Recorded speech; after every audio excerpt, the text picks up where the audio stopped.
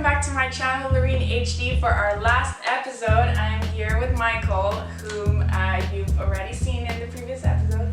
Hi. Thanks for having me. This is basically the last episode of the series, and we are going to dive specifically into Michael's experience as a partner who opted in to be in a relationship with a herpes positive Devin, whom we've also met in the previous two episodes. So, hello. Hi.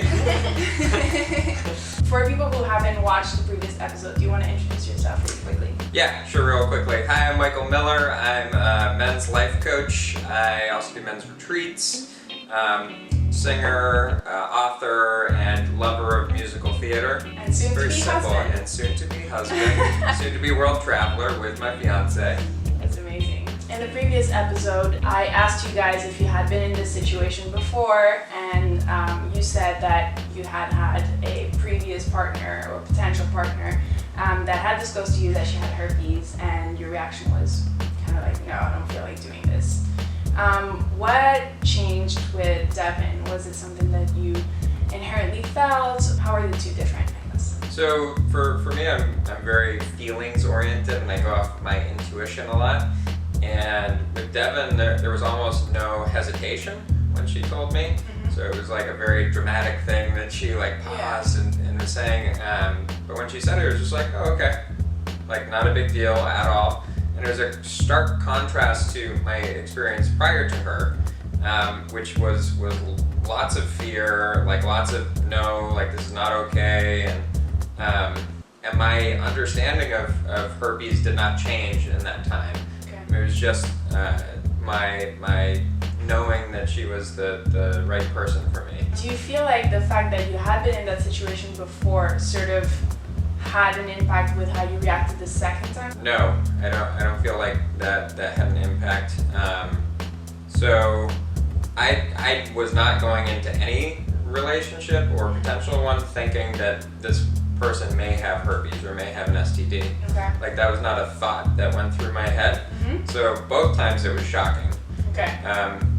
And just with Devin, it just didn't matter. And were you used to talking about sexual health before any sort of sexual interaction with partner? Because a lot of people are like, well, if you have something, I feel like you would be upfront, and same with me. If I had something, I would be upfront. So if we don't talk about it, that kind of means that everybody's good. Yeah.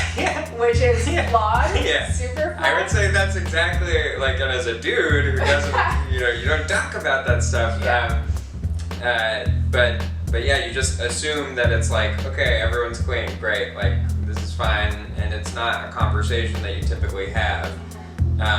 There is an assumption in the space that it is like, we're all clean, we're all good. So after Devin disclosed, what happened? Did you take some time to yourself to like talk to doctors, do some research, or was your previous experience helpful to sort of onboard you to everything you needed to know? Describe to us what happened. Yeah, so I'd say my previous experience made me more sure about Devin and how I felt about her and that I wanted to be with her. I did no like herpes research or anything after the previous experience. Okay. So with Devin, like it was a yes to being in the relationship with her, and then we decided to do some online research. We didn't actually talk to anyone, so it was just basically like a lot of online research and like talking about what she knew already. Did you have any questions for her right away that she needed to answer? I'd say it was more about like making her feel safe first, and that it was okay because there was a lot of emotion present. Yeah. And that I wasn't going to like leave or run out of the room because of that.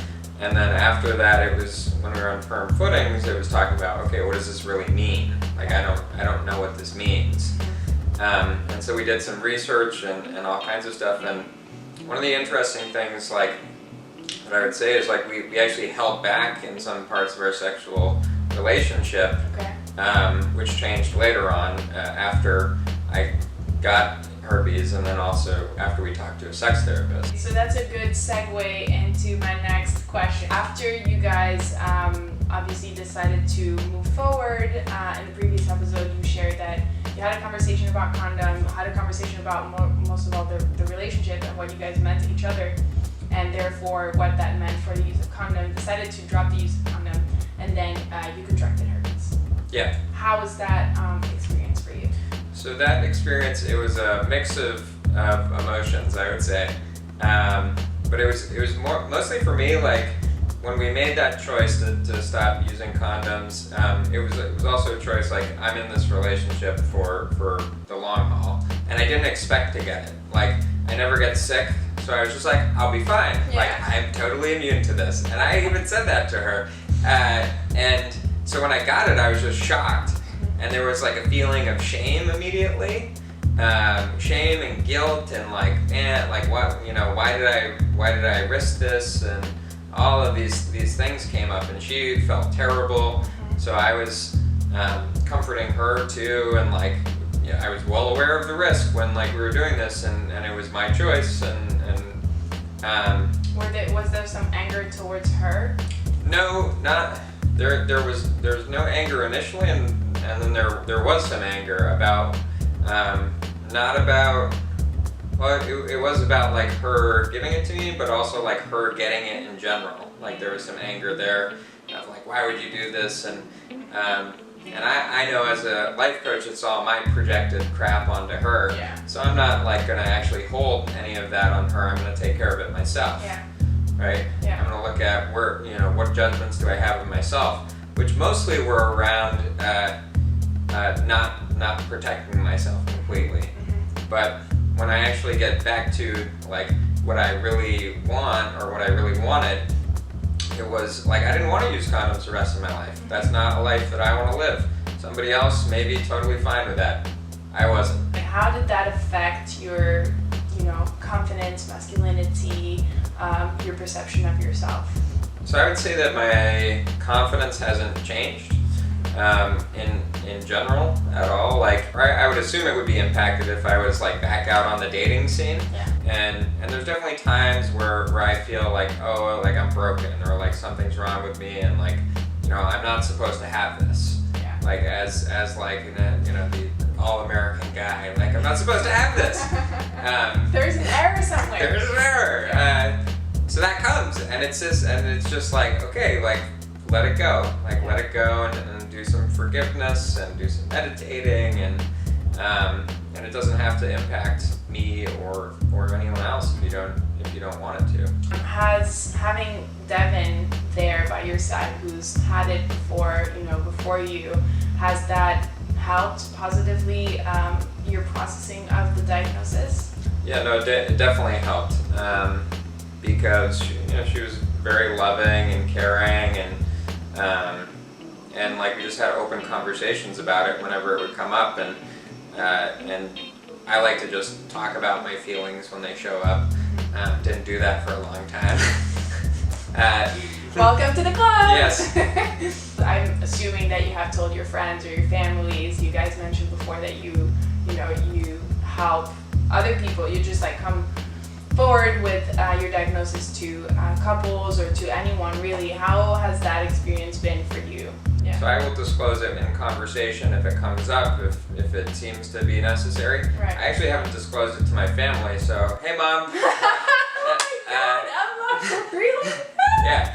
That's amazing. But it doesn't matter. Yeah. Now, for any viewer who is in your situation or who's considering to potentially date a herpes positive, what would you tell them?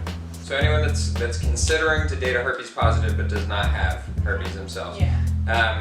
So I would say just be really clear about what you want out of the relationship. Like, is it a hookup? Is it you want an actual life partner? Is it you want a serious relationship? And then what are you willing to risk as a result of that? I'm kind of crazy, so like second date, I was like, I'm gonna marry that woman. And now that's happening. Wow. Yeah. I think the world is grossly undereducated on STDs, and since I have got one and been dated in a relationship with someone with one, I have learned a lot, and I can say it's confusing as hell to like look on the internet, and there are experts that talk about this stuff with people all the time. So if you're in a relationship that like matters to you and you're confused, like Google sex therapist and like find one. Yeah. And if you're like, well, I don't really want to do that, you probably don't care about the person enough to actually be doing this, you know? Like, make a choice. And for people who decided to date a herpes positive and just contracted herpes and are experiencing the feelings that you experienced in the first place. There's a couple different things. So one important emotion that I want to share for anyone, men and women, especially men, is like get in touch with your anger. So don't just like push it under the rug and be like it's not there, like it's there. Yeah. And find a healthy way to get it out. Yeah. Like whether it's punching a punching bag, screaming into a pillow, writing an angry song, like whatever it is, like find a way to release that on a regular basis, or else it's gonna get inside. Sadness, watch sad movies. Like watch a movie about a puppy dying. Like just get in there and like let the emotions out however you can. Journal. I love journaling. Like anytime if you're trying to sort out feelings in your head, it's gonna be really confusing and probably not work. So either journaling or sitting in meditation with a question in your mind is another great way. And then, like you said, talking to a professional. Like I'm a huge advocate of support outside of yourself because your mind is crazy. Yep. So like just get some support outside of yourself, right? Talk to somebody that's a professional. Part of like why I was able to be with all of this was because of coaching. Like actually working with coaches to shift my perception of how I view myself in the world. Yeah. So if you're just going to a therapist, like it may not work for you. And you may actually need to shift the way that you're viewing the world or yourself and everything else. Well, that's a wrap. That's a wrap for our this episode, but also for this series. If you have any questions or comments, please put them in the comments below. If you want to reach out to Michael, who's a life coach, and you want to hear more about his experience or other things that are pertaining to life coaching, you can also reach him at the email address or Instagram account below. That's it. Thanks for watching, and I'll see you soon. You guys are amazing.